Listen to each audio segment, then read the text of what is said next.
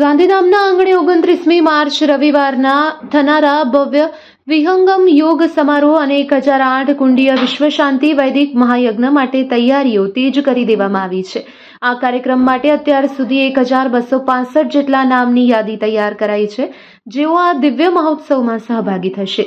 સદગુરુ સદાફલદેવ વિહંગમ યોગ સંસ્થાન અને શ્રી અગ્રવાલ સમાજ ગાંધીધામ દ્વારા આયોજિત આ કાર્યક્રમ DPT ground doctor Baba Saheb Ambedkar convention centre પાસે યોજાશે, જેમાં સમારોહમાં સંત પ્રવર શ્રી વિજ્ઞાનદેવજી મહારાજની અમૃતવાણીમાં જય સ્વવેદ કથાનો લાભ મળશે। આ સાથે જ આચાર્ય શ્રી સ્વતંત્ર દેવજી મહારાજનું પણ સાનિધ્ય પ્રાપ્ત થશે। પર્યાવરણની શુદ્ધિ અને વિશ્વ શાંતિના સંકલ્પ સાથે 1008 કુંડીય વૈદિક મહાયજ્ઞનું પણ આયોજન કરવામાં આવ્યું છે। આ કાર્યક્રમની વિગત 29 માર્ચ રવિવાર બપોરે 3:30 થી સાંજે 7:30 સુધી કથા અને મહાયજ્ઞ યોજાશે અને સાંજે 7:30 વાગ્યાથી ફળાહારની વ્યવસ્થા કરવામાં આવી છે। આ ભવ્ય આયોજનમાં પધારવા માટે નિવેદક ધવલ આચાર્ય, કચ્છ જિલ્લા મહામંત્રી ભાજપ સુરેશ ગુપ્તા અને સમીર ગર્ગ દ્વારા ભાવભીનું આમંત્રણ પાઠવવામાં આવ્યું છે। हमारी प्रिय बहन मालती जी, जो मेरे साथ विधानसभा में बहुत परिश्रम की सीएम साहब से मिलवाने में, डिप्टी सीएम साहब सबसे मिलवाने में, अन्य मेरे सभी मित्र कहूँ, सखा कहूँ या कमेटी के सदस्य कहूँ, धवल भाई हमारे गए थे नवंबर में स्वर्वेद महामंदिर धाम काशी, जहाँ हमारा वार्षिक उत्सव था। 25,000 हवन कुंड यज्ञ, 25,000, जिसमें लाखों लाख लोगों ने आहुतियाँ दी, उसमें धवल भाई भी थे। वहीं से आप में प्रेरणा जगी, जबकि आप तो धर्म पुरुष हैं, धर्मपरायण हैं, वहीं पर आपने भावना जगी कि ऐसा यज्ञ यहाँ भी हो, तो 1008 हवन कुंड का निर्णय किया गया। यह विश्व शांति वैदिक महायज्ञ है। यज्ञ की कई श्रेणी है, सर्वश्रेष्ठ यज्ञ है वैदिक यज्ञ। सदगुरु स्वतंत्र देव जी महाराज का शुभ आगमन हुआ है यहाँ काशी से। संत प्रभु श्री विज्ञान देव जी महाराज शाम को पहुँचने वाले हैं। ये आयोजन है सबके उत्थान के लिए, सबके विकास के लिए, सबके कल्याण के लिए। जितने भी शुभ कर्म है, सभी शुभ कर्मों में सर्वश्रेष्ठ शुभ कर्म है यज्ञ। ऋषि कहते हैं, यदि स्वर्ग की कामना रखते हो तो प्रतिदिन यज्ञ करो। यज्ञ से वातावरण शुद्ध होता है, हमारे अच्छे संस्कार बनते हैं। यज्ञ के धुएं से शारीरिक बीमारियां दूर होती है। यज्ञ के द्वारा वेद मंत्रों के माध्यम से हम देवों को, ऋषियों को आहुति प्रदान करती हैं। यज्ञ के द्वारा शुद्ध रूप से की गई हमारी भौतिक मनोकामनाएं पूरी होती है। इसलिए हम सबको यज्ञ में भाग लेना चाहिए, यज्ञ करना चाहिए। यह यज्ञ पूरी तरह निःशुल्क है, बस 3 व्यक्ति ने इसका भार संभाला है। पूरी तरह निःशुल्क है और सभी वर्ग के लोग इससे जुड़ रहे हैं, जुड़े हैं। हजारों की तादाद में कल लोग यहाँ एकत्र होने वाले, यज्ञ में आहुतियाँ देने वाले हजारों की तादाद में, और हर वर्ग के लोग, यहाँ तक कि मुस्लिम भाई भी इसमें आने वाले हैं, मुस्लिम भाई भी आने वाले हैं।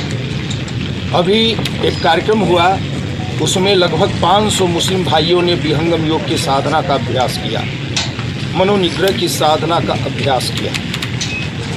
विहंगम योग संस्थान को 102 वर्ष हो रहे हैं।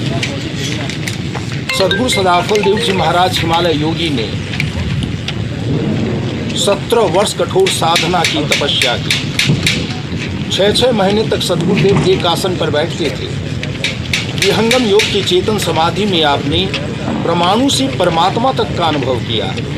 उस ज्ञान को अनुभव में प्रकट किया, जो ज्ञान सनातन है, शाश्वत प्रणीत है। जिस ज्ञान के द्वारा हम अनुभव करते हैं मैं कौन हूँ। हमारे जीवन में सबसे बड़ा ज्ञान है कि हम सब कुछ जानते हैं, स्वयं को नहीं जानते। योग का अर्थ क्या है? इस संसार में 2 पदार्थ है, एक जड़ और एक चेतन। शरीर जड़ है, इसमें रहने वाली आत्मा चेतन है। आत्मा चेतन है, दूसरी वस्तु परमात्मा, वह भी चेतन है। आत्मा और परमात्मा के मेल का नाम है योग, भक्ति, पूजा, उपासना। विहंगम योग चेतन चेतन का मेल है। विहंगम योग चेतन विज्ञान है। विहंगम योग में साधना की 5 स्टेज है। मनोनिग्रह से साधना प्रारंभ होती है। विहंगम योग की साधना पर अनेकों वैज्ञानिक शोध हुए हैं। टीवी पर भी हमारा कार्यक्रम आता है प्रतिदिन विहंगम योग के नाम से। लाखों लाख लोग विहंगम योग से जुड़े हैं और जुड़कर उनके जीवन में अद्भुत परिवर्तन हुआ है। तो धवल जी ने सब देखा, इनके भीतर इच्छा जागृत हुई और इन्होंने स्वामी से प्रार्थना की कि आपको गांधी धाम आना है, कार्यक्रम करना है। तो धवल जी का तो यही भाव है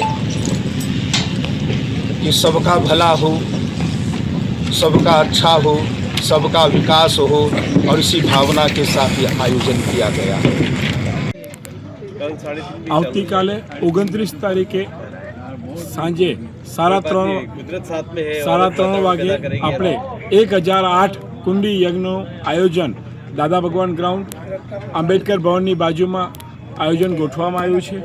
સમગ્ર કચ્છમાંથી એટલે ગાંધીધામ, ભુજ, મુન્દ્રા, કચ્છમાંથી અલગ અલગ જગ્યાઓથી બધા લોકો આવવાના છે। મુખ્ય ગાંધીધામ સંપ્રદાયના વધારે લોકો આવવાના છે। ગાંધીધામના હરેક સમાજના લોકો આ યજ્ઞમાં જોડાના છે।